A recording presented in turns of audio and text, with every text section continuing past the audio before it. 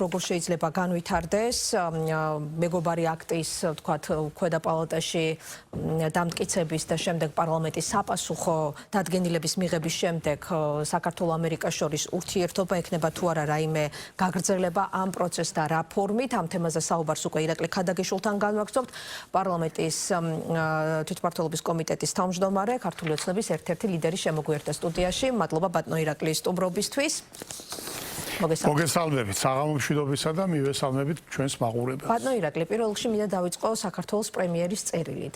რისი დემონსტრირება იყო, იმიტომ რომ ძალიან ბევრი ვერსია გამოითქვა, განსაკუთრებით ოპონენტების მხრიდან. ანუ რატომ მოახდინა საჯაროდ აი ამ წერილის გამოქვეყნება ქართულ მოცემებამ პრემიერს რისი თქმა სურდა? ანუ ამოიწურა ყველა რესურსი ამერიკასთან ურთიერთობის ნორმალიზების და დაალაგების? მოდი დავიწყოთ ესე. ნუ ავყვებით ასე ვთქვათ ოპოზიციის ნარატივს, რომ ლობისტებით საქმე ვერ გააწყვეს. ეს არის ლობისტები, არის მათი საქმე. მთელი მათი ასე ვთქვათ პოლიტიკა არის ლობისტებთან დაკავშირებული პოლიტიკა და ფაქტობრივად ლობისტების მომსახურებაში არიან თვითონ ასე ვთქვათ იყენებენ ლობისტებს. ჩვენი პოლიტიკა ამერიკის შეერთებულ შტატებთან მიმართებაში ყოველთვის იყო ღია და ცალსახა. და არაზროს არც ერთი ლობისტი არ ასე ვთქვათ გამოგვიყენებია ჩვენ ამერიკის სახელმწიფოსთან ურთიერთობაში. იმიტომ ჩვენ ვართ სახელმწიფო და მეორე სახელმწიფოსთან უნდა იყოს სახელმწიფოს მეთაურების და სხვა ინსტიტუტების მეშვეობით ურთიერთობა.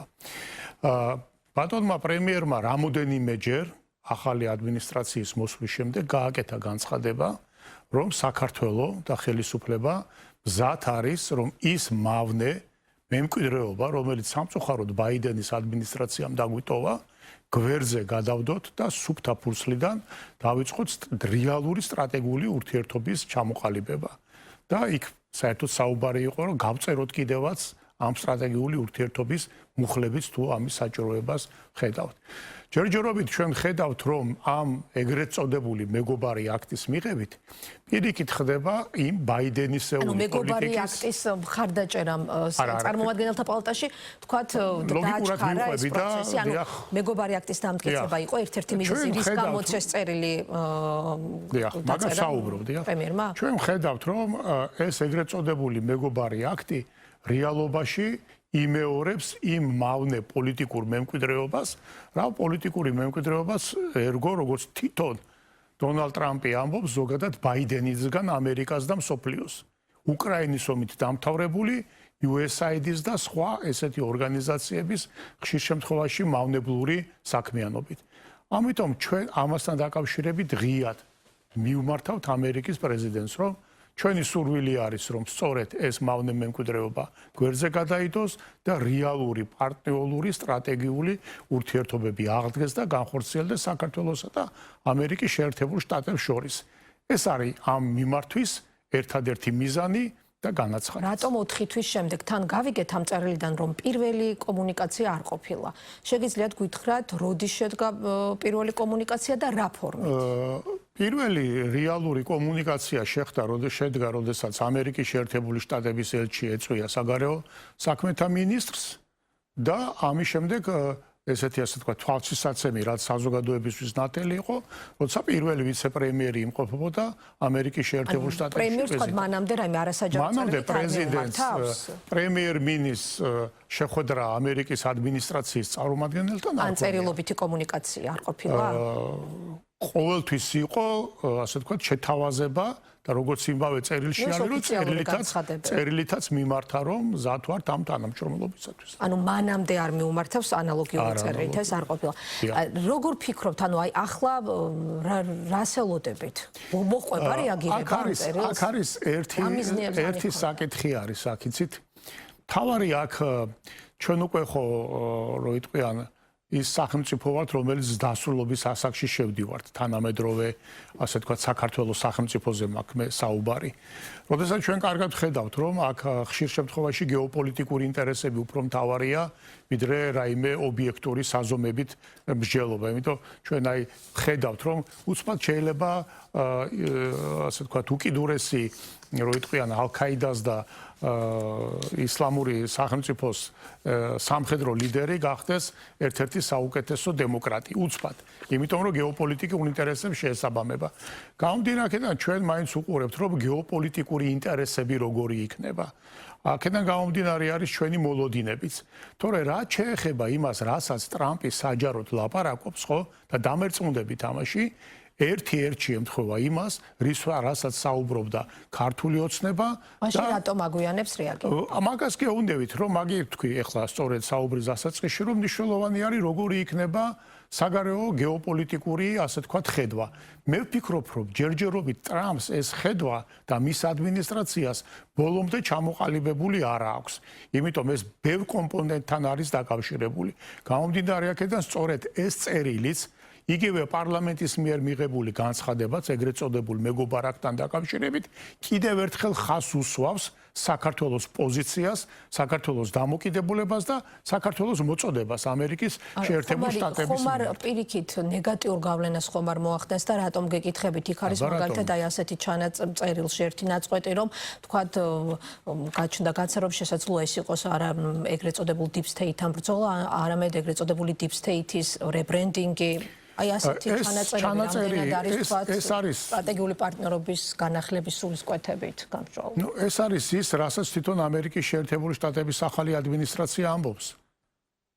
რომ ჩვენ უნდა მოვერიოთ deep states და ჩვენ თუ უყურებთ ყველა მათი გადაწყვეტილება, აი ხა სუბოლო გადაწყვეტილება, რომელიც დაზვერვის სამსახურის ხელმძღვანელმა მიიღო, დაზვერვის სამსახურიდან ორი ხელმძღვანელი პირი გაანთავისუფლეს. ეს არის აი ბოლო დღის გადაწყვეტილება, იმიტომ ისინი პირდაპირ ბლოკავდნენ პოლიტიკურ ინფორმაციის მიწოდებას ადმინისტრაციაზე, შესაბამის ინფორმაციის მიწოდებას და პირიქით ინფორმაციის გაჟონვას ჰქონდა ადგილიო. ამიტომ თვითონ მათი განცხადებები არის ეს. deep state-თან დაკავშირებით. მაგრამ ოპონენტებისგან გაჩნდა გაცნდა, რომ ხელისუფლებამ აღიარა ურთიერთობის ვერ დაალაგება. აი ასეთი შთაბეჭდილება შემქმნა. ჩვენ ახლა რას ვიხილავთ აქ? ვიხილავთ იმას, რომ რით სპეკულირებს ოპოზიცია თუ რა უნდა საქართველოს.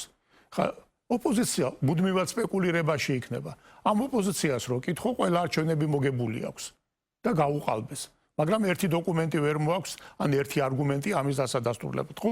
სრულ ფეიქ, ასე თქვა, სამყაროში ცხოვრობენ და ამის პროპაგანდირებით არიან დაკავებულები. აქ ისეთ ზიან ნაციონალური მოძრაობის წარმომადგენლები და გიყვებიან, რომ უმძიმესი რეჟიმის პირობებში ცხოვრობენ. აი ახლა აი ამ ახალ აშენებულ ტელევიზიაში ზიან და ამბობენ, რომ რეჟიმის პირობებში ცხოვრობენ. როდესაც მართლა მათ დროს ყველა ტელევიზია იყო ყაჩაღური წესით დაქვემდებარებული და ერთ სარედაქციო პოლიტიკას ატარებდა. გახსოვთ ალბათ კარგად. ამიტომ ვიმეორებ, რომ ეხა მათ ნარატივს თუ ავყვებით, რა თქმა უნდა, სამყაროს უსხვანაირია. მათი წარმოდგენით საქართველოს დღეს რუსეთის გუბერნიაა. ამიტომ გეუბნებით, რომ ჩვენი ამოცანა არის, რომ ამერიკის შეერთებულ შტატებთან ამ კონკრეტულ შემთხვევაში სწორი და ღია გზავნილებით ვისაუბროთ, რაც არის ყველაზე კარგი საშუალება სწორედ ურთიერთობების გადატვირთვისა.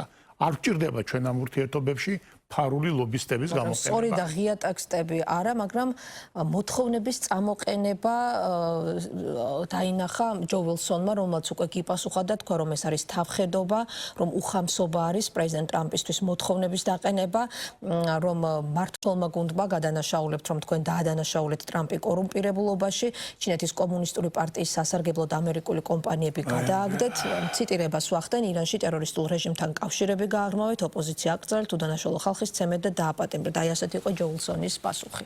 ეხლა ნორმალური ქართველი თუ ხარ, ელემენტარულად ნორმალური ქართველი და ინფორმირებული ოდნავ მაინც.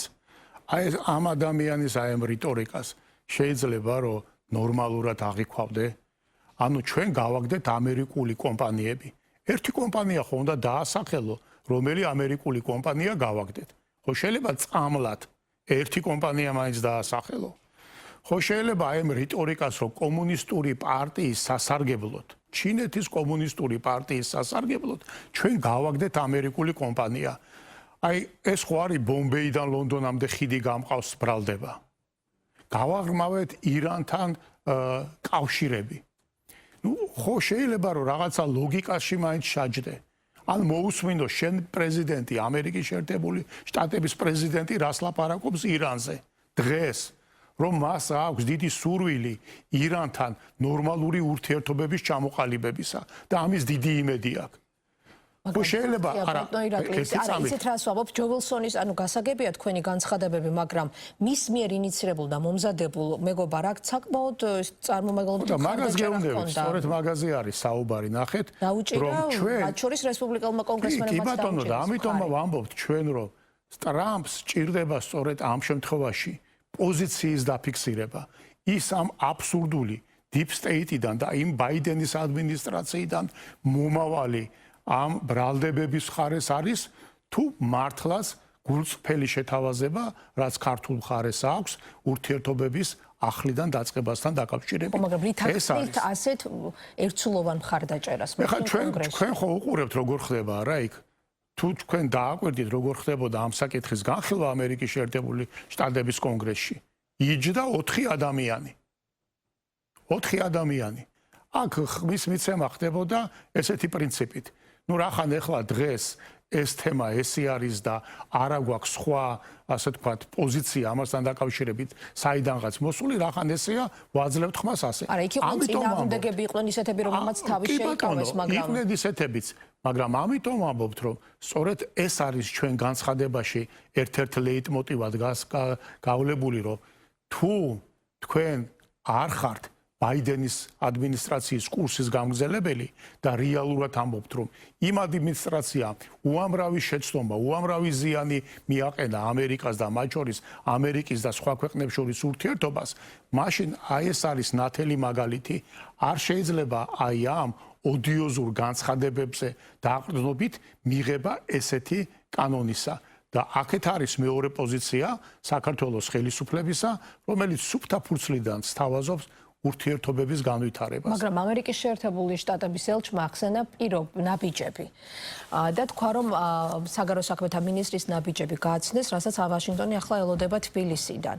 ოპოზიცია დარწმუნებულია და ამბობს, რომ ხელისუფლებისთვის ეს პირობები ასევე ცნობილი, ეს არის ახალი არჩევნების ჩატარება და დაკავებული დემონსტრანტების გათავისუფლება. რა პირობებს, რა ნაბიჯებს გულისხმობს მაშინ ვაშინგტონი? იცით რა არის, რომ საქმეც ის არის, რომ ახალი ადმინისტრაციიდან ეს კონკრეტული ნაბიჯები ჯერჯერობით არ არის ბოლომდე ჩამოყალიბებული ამ ურთიერთობებს. ამას ვიცე-პრემიერში გამართა შეხვედრები, მანამდე მაკაბოჭორიშვილიც შეხვდა. იყო თქვა და ახალ არჩევნებთან დაკავშირებით არ ყოფილა, საერთოდ მაგაზე თემა არ ყოფილა და რატომ? იმიტომ რომ საბოლოო ჯამში ყველამ კარგად იცის, რომ ერთი ფაქტი, ან ერთი რაიმე არგუმენტი, ან ერთი რაიმე, ასე ვთქვათ, დაფიქსირებული დარღვევა არ არის ამ გინდა 20 წლის, გინდა 24 წლის არჩევნებთან დაკავშირებით, რომელიც შეიძლება ეჭვს აჩენდეს არჩევნების შედეგებთან დაკავშირებით. ესეთი ფაქტი ბუნებაში არ არსებობს, იმიტომ რომ ვინც წაიკითხავს საქართველოს კანონმდებლობას, ვინც ნახა ხო რა ელექტრონული მანქანების მეშვეობით ტარდებოდა საქართველოში არჩევნები, ვინც უყურებს რომ საქართველოში არის მედია პლურალიზმი, რომ საქართველოში ბიზნესი ფულს თავისუფლად დებს ალტერნატიულ ოპოზიციურ მედიაში და პარტიებში და თვითონ იღებენ ამაში მონაწილეობას, ხო? რაზე არის აქ საუბარი? აქ საუბარი არის უბრალოდ იმაზე, რაზეც დღეს სხვათა შორის პარლამენტის თავმჯდომარე მილაპარაკა. როგორ ხდებოდა 5 რევოლუციის მოწყობის მცდელობა საქართველოში. რო ეგონათ ამათ რომ და ხო გახსოვთ არჩევნების წინ აი ამ ხალხის რიტორიკა, რომ წარმოუდგენელია გაყალბება ამ სამთვლელი მანქანებით არჩევნები ვერანაირად ვერ გაყალბდება, ხო გახსოვთ ეს ყველაფერი? ხო უშვებდით თქვენსავე ეთერში? ხო იზეიმეს, ხო ეგონათ რომ მათი დათვლებით მოგებული იყო, მაგრამ აღმოჩნდა 5 წუთში რომ თურმე შედეგი სულ სხვა არის. ვერ მოიგეს არჩევნებში და მაშინვე შეცვალეს რიტორიკა, არჩევნები გაყავდა. თუმცა ისევე როგორც 2020 წლის არჩევნებში საგამოძიებო კომისია შეიქმნა, მონაწილეობაც კი არ მიიღეს. რატომ? იმიტომ იციან რომ ხო უნდა ერთი ფაქტი მაინც წარმოადგინო და თქვა რომ აი 3006-ას უბნიდან ერთ უბანზე მაინც არის ფაქტი, რომელიც არის დარღვევა. და ამიტომ გავაუქმოთ მთელი არჩევნები. ეს ერთი ფაქტიც არ აქვს, იმიტომ რომ არ ყოფილა ესეთი ფაქტი. ამიტომ აი ამ ტყუილზე არის აგებული ყველაფერი. ამ ტყუილზე არის აგებული მთელი ეს რომ არალეგიტიმური ხელისუფლება, არალეგიტიმური კანონმდებლობა, აი ეს არის ის, რაც დღეს საქართველოსთან დაკავშირებით თუ ვინმეს უხარია, აი ხო გაიძახიან რუსეთი. თუ ვინმეს უხარია საქართველოში არასტაბილურობა, მოდი ვთქვათ, უხარია რუსეთს. მაგრამ რატომ გახდა საჭირო ამ მეგობარ აქცია პარლამენტის მხრიდან დადგენილების მიღება? ორი მომენტის გამო. არა მოლოდინი ეს დამტკიცდება, ტრამპი ხელს მოაწერს? არა აქვს ამას ახლა ჩვენთვის მარჩელობას მნიშვნელობა. ორი მომენტისთვის არის ეს აუცილებელი. პირველი, ჩვენ უბრალოდ უნდა გვესმოდეს, რომ ჩვენ როგორც დამოუკიდებელ სახელმწიფოს და ერს უნდა გქონდეს ჩვენი ღირსება. და არ შეიძლება იმის გამო რომ ამერიკა ან ვიღაცა რუსეთი ან ჩინეთი იქნება თუ კიდე ვიღაცა რომ შენ დაგაბრალოს აბსურდები ლამის და შენ იმის გამო რომ ის ამერიკა ან ის ჩინეთი ან ის რუსეთი ან ის კიდე რა ვიცი რომელიღაცა დიდი სახელმწიფო შენ უნდა გაჩუმებული იყო. ეს უნდა ჩვენ პასუხი გავცეთ უსამართლო ბრალდებას, პასუხი უნდა გაეცეს. ეს არის აქსიომა ყველა შემთხვევაში. და ამას აქვს მიმდინარე პოლიტიკისთვისაც მნიშვნელობა და ისტორიისთვისაც, რომ ზოგადად დაინახოს, აი ჩვენი პარტნიორები რო არიან, რო იძახიან, რომ საქართველოსთან დამოკიდებულებაში არ შეიძლება ორმაგი, სამმაგი და ათმაგი და საერთოდ ხანდახან ყოველგვარი სტანდარტის გარეშე ურთიერთობა, რომ პატარა, მაგრამ სახელმწიფო არის. და არ შეიძლება ამ სახელმწიფოს მოექცე ისე, როგორც კლიენტს. მაგრამ ნახეთ პროპაგანდის ნაწილად მიიჩნევენ არა მხოლოდ ოპონენტები, არამედ ცალკეული საერთაშორისო პარტნიორებიც ამ ეგრეთ წოდებულ deep state-ზე, მანამდე თქვენ გლობალურ ომის პარტიას ახსენებდით სულ მუდმივად აპელირებას. აი აქ ჩაიწერა პარლამენტის დადგენილებაშიც, რომ deep state-მა საქართველოს ხელისუფლებას არაპატია მეორე ფრონტის არ გახსნა. ანუ აი შეგიძლიათ თუ არა გვითხრათ, იმიტომ რომ ჩვენ მანამდე მოგვისმენიათ, რომ ამერიკის ყოფილი ელჩიც თქვენი მტკიცებით, თქვათ მოუწოდებდა მეორე ფრონტის გახსნისკენ ხელისუფლებას, ანუ ისიც ეგრეთ წოდებული deep state-ის წარმომადგენელი იყო, ანუ ვინ არიან ამ ეგრეთ წოდებულ deep state-ში. თქვენ ლაპარაკობთ ბევრს, მაგრამ მუდმივად ბაში თქვა ვინ არიან, ვინ არიან, თქვა ადამიანები. მე გთავაზობთ, რომ ამერიკის ადმინისტრაციის, ასე თქვა, განცხადებები მოიყვანოთ ამ deep state-თან დაკავშირებით. იმიტომ მე რაც არ უნდა გითხრათ ახლა აქ, რა თქმა უნდა ეს არ იქნება დამაჯერებელი, თქვენთვის ნუ პირობითად ვამბობ გესაუბრებით, მაგრამ მოიყვანეთ ამონარიდები გააკეთეთ, რაც საუბრობს ამერიკის პრეზიდენტი და ამერიკის შეერთებული შტატების ადმინისტრაცია. ეს რო არ იყოს ჩემი ნათქვამი, ან ქართული მხარის ნათქვამი. Deep State-თან დაკავშირებით, USA-თან დაკავშირებით, NET-თან დაკავშირებით, როგორ არის მთელი ჟურნალისტიკური კორპუსი მათ შორის ამ სამსახურში ჩაყენებული და ასე შემდეგ და ასე შემდეგ. მოიყვანეთ ეს, აი, ერთხელ ეცადეთ, რომ ამის მათი ამ განცხადებების კრებული გააკეთოთ. და მე, ასე თქვათ, ჩემს მიმართ ნაკლები პირობითადაც აქ ჩემს ვამბობ, ნაკლები შეკითხვა გექნებათ. რაც შეეხება საერთაშორისო პარტნიორები, ცალ-ცალკე იგივე პაվել ხერჩინსკი ორი დღის წინაც თქვა, რომ ჩვენ არ ვართ ეგრეთ წოდებული deep state-ის წარმომადგენლები, არ გსურს მეორე ფრონტის გახსნა. გასაგებია, რომ ამას ამბობენ ესე. მაგრამ პავლე ხერჩინსკი იმასაც ამბობდა, რომ ჩვენ არ ვერევით საქართველოს საშინაო პოლიტიკაშიო, მაგრამ წინადადება დააყოლა, რომ ძალიან მძიმე პოლიტიკური კრიზისია საქართველოსშიო. და ვინ შექმნა ეს პოლიტიკური კრიზისი? ვინ ახალისებს ამ აბსურდზე დამყარებულ პროტესტს? რომ არჩევნები გაყალბდა და პარლამენტი არალეგიტიმურია. ვინ ახალისებს ამას? ნახეთ, პარლამენტის, ვთქვათ, გაყალბების ეგიდით მიმდინარე აქციები, ნუ ყველა ვნახეთ, რომ არ აღმოჩნდა ისეთი მასშტაბის 25 ნოემბერს შეწყდა, მაგრამ შემდეგ უკვე მთავარ პასუხისმგებლობას დღეს არსებულ ვითარებაზე გაკისრებენ თქვენ ხელისუფლებას, იმიტომ რომ 28 ნოემბრის განცხადება იქცა უკვე პროტესტის მთავარი მიზეზი. ნახეთ რა შეასაქმე. აი აქ ეხლა თქვენ ვინც გეჯდათ. დიახ. ხო? ესენი რას ამბობდნენ? აი ახლა ხო პირდაპირ ეთერში ამბობდნენ, რომ ეს არის არალეგიტიმური პარლამენტი. ხო ამბობდნენ ამას პირდაპირ ეთერში. ანუ არ ვაღიარებთ არჩევნების შედეგებს. ამას ახლა ხო 5 წუთის, 10 წუთის წინ აი ესენი თვითონ ამბობდნენ. ამოსავალი წერტილი ეს არის. და მე რომ ამით არაფერი ახლა ედებიან 1000 თემას. ის ახალგაზრდები, რომელიც მართლა ბარიკადებზე შეიყვანეს და აქ ჩემი წინა გამომსვლელი რო ამბობდა პარლამენტის კარი გაკაწრესო. აჩვენეთ კადრები ერთი რა გაიკაწრა და რა ხდებოდა. ხო არ შეიძლება ესე აი 5 წუთში ტყუილსა და მართალ შორის ზღვარი იშლებოდეს. დიახ, ვახსენეთ აქედან გამომდინარე, ეხლა რა შეეხება ეხლა 28 ნოემბერთან დაკავშირებით. ჩვენ ხო უყურებთ როგორი არის საქართველოს ევროკავშირთან დაახლოების ეპოპეა ამ ომის შემდეგ. ანუ ეს ფაქტობრივად ყოველ ჯერზე ხდებოდა საქართველოსთვის დაშანტაჟების იარაღად. თქვენ დალოცვილებო, უკრაინას მიანიჭეთ სტატუსი, ხო, თავის დროზე. ეს ყველაფერი ხო პარლამენტის თავმჯდომარემ აი დღეს ქრონოლოგიურად ჩამოთვალა. მესმის რომ უკრაინას ჯერ თქვენ უნდა გენახათ განაცხადი რომელიც წარადგინა საქართველოს, უკრაინამ და მოლდოვამ. რა განსხვავება იყო მათ შორის? საქართველოს განაცხადი ეს იყო მრავალტომეული განაცხადი, სადაც დაწვრილებით იყო ჩამოთვლილი ყველა ის რეფორმა, რომელიც საქართველოს აქვს გატარებული. და მე შეადარეთ რა განაცხადები წარადგინა უკრაინამ და მოლდოვა. უკრაინასთან დაკავშირებით არაფერს ვამბობდით, იმიტომ რომ ომია იმ ქვეყანაში და ეკუთვნის პოლიტიკური წახალისება. მაგრამ მოლდოვას ანიჭებ და საქართველოს არ ანიჭებ. სადმე ლოგიკა ხო არის? გავანებოთ რომ SNG-ს წევრია. არა. და შემდეგ არსებობს ამას გარდა ყველა ობიექტური შეფასება, ხო? არ გარდა პოლიტიკური განცხადებებისა არსებობს ინსტიტუტები. სოფლიო ბანკი, სავალუტო ფონდი, დემოკრატიის შემსწავლელი 1000 ორგანიზაცია, ხო, რომელიც სხვადასხვა სხვილ საერთაშორისო, ასე ვთქვათ, ინსტიტუტები არიან ესენი. ყველა ამ შეფასებით დღიარ გავარო საქართველოს როგორც რეფორმების კუთხით, როგორც კორუფციის ნაკლებობა, ღია გამჭვირვალე ბიუჯეტი, მედიის თავისუფლება 1000 მონაცემებით არის ლიდერი სახელმწიფო. მაგრამ ეს არ არის საკმარისი. რატო არ არის საკმარისი? ხო ისმება კითხვა, ხო? იმიტომ არ არის საკმარისი, რომ ჩვენ საბოლოო ჯამში ევროპარლამენტმა იქ ყველა რეზოლუციას რო თავი დავანებოთ, რომ გვარამია რომ მედია ლიდერად გამოყავდა, რომელიც მხოლოდ და მხოლოდ ტელევიზიების ხელში ჩაგდებით და გაქურდვით არის დაკავშირებული, ხო? ესეც ხო ჩემი მოგონილი არ არის. ხო ფაქტებია ესა, ხო? თვითონ ტელევიზიის მესვეურები ამბობენ ამაზე. პირდაპირ ჩაგვიწერეს.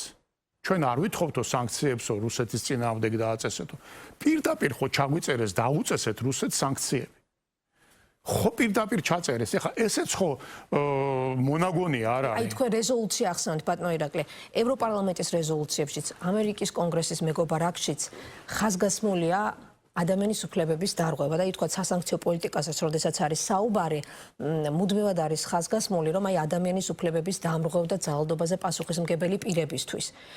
გავიდა 6 თვე და ნახეთ აი მთავარი რაც პროტესტს ამძაფრებს და აი პროტესტის მონაწილეებს კიდევ უფრო აბრაზებს არის ის რომ თქვათ ის სამართალდამცავები არ არიან პასუხისმგებაში მიცემულები რომლებმაც იძალადეს აქციის მონაწილეებზე მედიის წარმომადგენლებზე მაგრამ დააკავეს თქვათ ახალგაზრდები მოდი ახლა ესე მივუდგეთ საკითხს რატომ არ არიან მაშინ აი ამ მიმართულებით და ეს არის ყველა რეზოლუციაში ჩაწერილი მოდით ესე მივუდგეთ რა განთავისუფლეთ ის ადამიანებიო, ხო გთხოვენ, ვინც არიან დაკავებულები. ჯერ ეს არის არამართლზომიერი მოთხოვნა ნებისმიერი ევროპელი გინდა თუ ამერიკელი პოლიტიკოსისაგან. იმიტომ რომ არსებობს კანონი მათ ქვეყნებშიც, სადაც მომიტინგეებს აპატიმრებენ.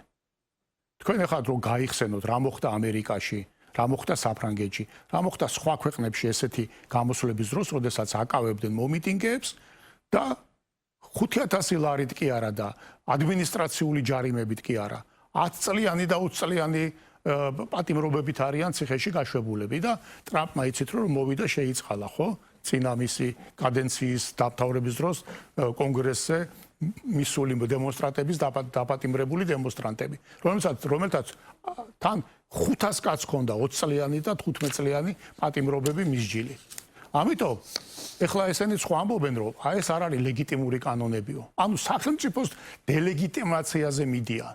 ეს არის ფერადი რევოლუციის სწორედ თელი ანატომია, რომ ტოტალური დელეგიტიმაცია. შემდგომ გამკაცდა. არა, ერთი წამი ადმინისტრაციული და ნახეთ რა შეასაქმე. როდესაც შენ ხედავ, რომ ლიბერალურ კანონებს ოპოზიცია ეგრეთ წოდებული იყენებს ქვეყნის შერყევისათვის, მაშინ ვალდებული ხარო ეს კანონები დაუახლოვო ევროპულ კანონებს. ხო, მაგრამ ისინი ამბობენ, რომ ევროპულ ღირებულებებთან არ არის თანხმობა. ცალსახად რეპრესიება და დევნად განიხილება, თუნდაც ეს ჯარიმები, დაკავება პოლიტიკოსების. აბა მათ ქვეყანაში როგორ არის? არაჯარიმებენ, ვინც არღვევს კანონს დემონსტრაციების შესახებ, ვინც პოლიციაზე ძალადობს, ვინც სახელმწიფო ინსტიტუტებს შტურმით იღებს. მათ ქვეყანაში არაკავებენ. მაგრამ არის მე შემდგომ უსამართლობის განცდას უსამართლობის განცდა. არიან თქვათ აქციის მონაწილეებზე ძალადობაში. ეხა აქციის ჩვენ ნახეთ სამი კონკრეტული შემთხვევა, ხო? სამი კონკრეტული შემთხვევა იყო ერთეული პოლიციელის გადაცდომა. ერთეული პოლიციელის გადაცდომა იყო. და მართლა ეს ერთკვირიანი შტურმი პოლიციაზე და პარლამენტზე ისე იმართა, რომ საბოლოო ჯამში რაიმე გრძელვადიანი ესეთი ჯანმრთელობისთვის ზიანი გარდა პოლიციელებისა არავის არ მიუღია. და იმაზეც გამოძიება მიმდინარეობს და ერთი რამე არის. კიდევ რო ვიცოდეთ რა, ყველა გამოძიება საპოლიციო დარღვევასთან დაკავშირებით მთელ ევროპულ სახელმწიფოებში და ამერიკაში რამოდენიმე თვე მიმდინარეობს და როგორც წესი, როცა ჩაცხრება ხოლმე ყველა ერთგვარი, ასე ვთქვათ, ნებათაღელვა, მერე დგება ხოლმე სამართალდამცავებზე შესაბამისი სამართლებრივი განაჩენი თუ რეაგირება, რაც კანონით არის გათვალისწინებული. რა თქმა უნდა იქნება და მეორე მომენტი არის, ერთი რამეს გავითვალისწინოთ. როდესაც ოპოზიცია ეს ეგრეთ წოდებული მიზნად იმას კი არ ისახავდა, რომ კონკრეტული დამნაშავე ან დანაშაულის ჩამდენი დასჯილიყო. მათი მიზანი იყო პოლიციის ჩამოშლა. აი ეს პოლიციის ჩამოშლა იყო მათი მთავარი მიზანი და სწორედ ინსტიტუტების ჩამოშლა არის მთელი ამ, ასე თქვა, დაუმორჩილებლობის მიზანი. ამიტომ სახელმწიფო აქ დადგა ძალიან კაფიოთ, რომ ეს სახელმწიფოს ჩამოშლა არ მომხდარიყო. ეს ის რეალობაა, რომელიც ჩვენ უნდა ამას თვალი გაუსწოროთ. იმიტომ რომ თქვენ თუ გონიათ რომ ომის საფრთხე ეს მოგონილი საფრთხე იყო, კიდევ ერთხელ გიმეორებთ. ნახეთ თქვენ პირველი მიტინგები ომის დაწყებისთანავე როგორ ითხოვდნენ საქართველოსაგან რუსეთის წინააღმდეგ სანქციებს, ოფიციალურად მოხალისეების გაგზავნას, უკრაინის პრეზიდენტის ჩართვა პირდაპირ რუსთაველზე მიტინგზე, სადაც მან თქვა რომ ეს არის უღირსი მთავრობა, ხალხის სხვა მთავრობას რას ნიშნავს ეს ყველაფერი?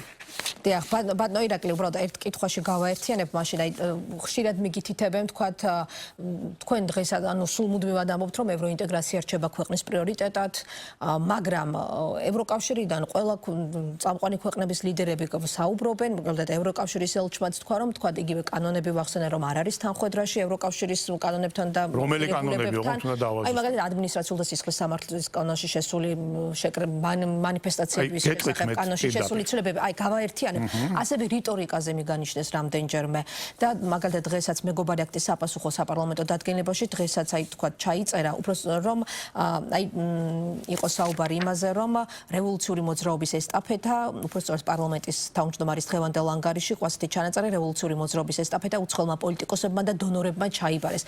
აი ამ რიტორიკით თქვა იგივე კანონებს რომ თავი დავანებოთ, თუნდაც იმით რომ თქვა ვენეციის კომისიის რეკომენდაციების გათვალისწინებაც ბოლო პერიოდში აღარ ხდება, იმიტომ რომ იყო მიმართვა ვენეციის კომისიიდან, რომ თქვა დროებით განხილვები შეჩერებული იყო კანონის, სანამ არ იქნებოდა მათი მხრიდან დასკვნა მომზადებული, თუმცა ეს რეკომენდაციაც არ გაითვალისწინეს.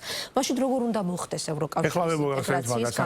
ევროკავშირში ინტეგრაციის პროცესი? პირველ რიგში დავიწყოთ კანონმდებლობით, ხო?